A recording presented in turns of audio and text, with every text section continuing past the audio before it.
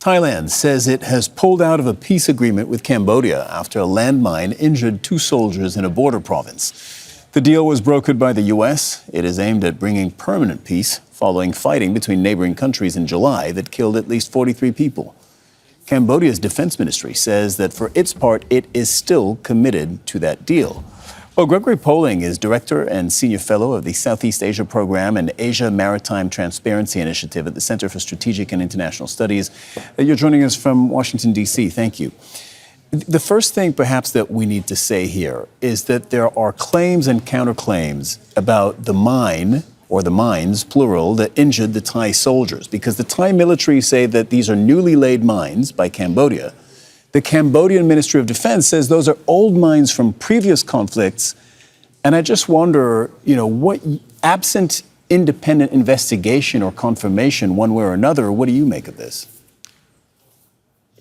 It's really impossible to say from the outside, but this issue of whether or not Cambodia has been laying new mines has been one of the core disagreements since the July clashes, the days of fighting. At that time, Thailand accused Cambodia of having laid landmines that injured Thai soldiers, which was, from the Thai side's perspective, at least one of the reasons that triggered this current round of fighting. And it was always one of the issues that was most likely to break this very fragile ceasefire that was agreed back in July and then reiterated last month when President Trump was in the region. What would be Cambodia's interest in doing this?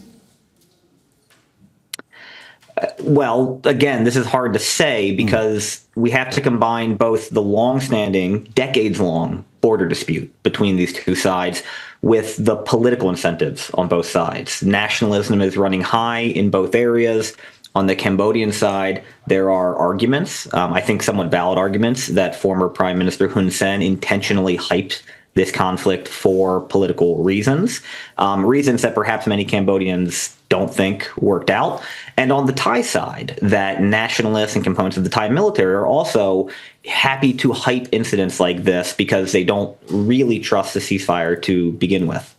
But are you saying, so if we take the Thai side, right, because Thailand is the country that said we're no longer part of the ceasefire, the peace deal that they made and inked at the White House just last month, what would be the benefit politically, if there is any, in Thailand for saying we're no longer bound by our peace commitment?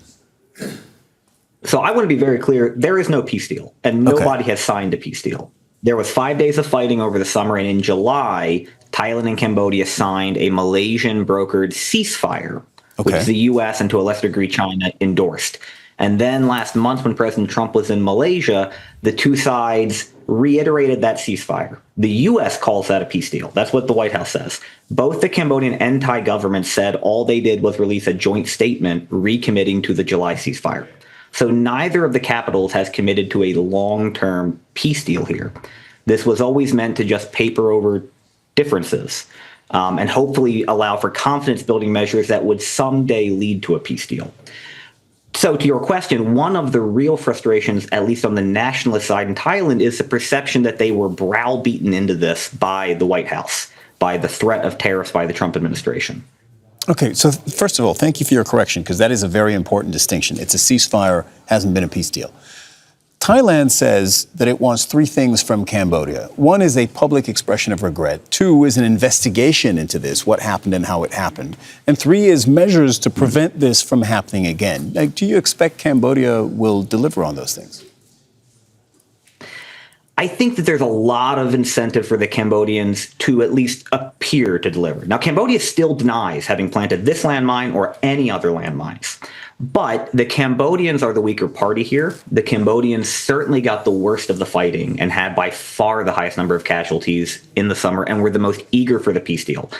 Manet, the Prime Minister of Cambodia, is also the one who nominated President Trump for the Nobel Peace Prize, and so has a lot of political incentive to show that Cambodia is standing by this, quote, peace deal in order to placate the Americans to whom 40% of Cambodia's exports go, by the way. So I think that Cambodia will bend over backwards eventually to say that it has investigated. It's not going to admit, though, that it planted landmines. I highly doubt that. Yeah. Gregory Poling, thank you very much for joining us on the Al Jazeera NewsHour. Thank you. Don't miss out. Get a full picture. Subscribe to Al Jazeera for reliable news, expert insight. Like, share, stay ahead.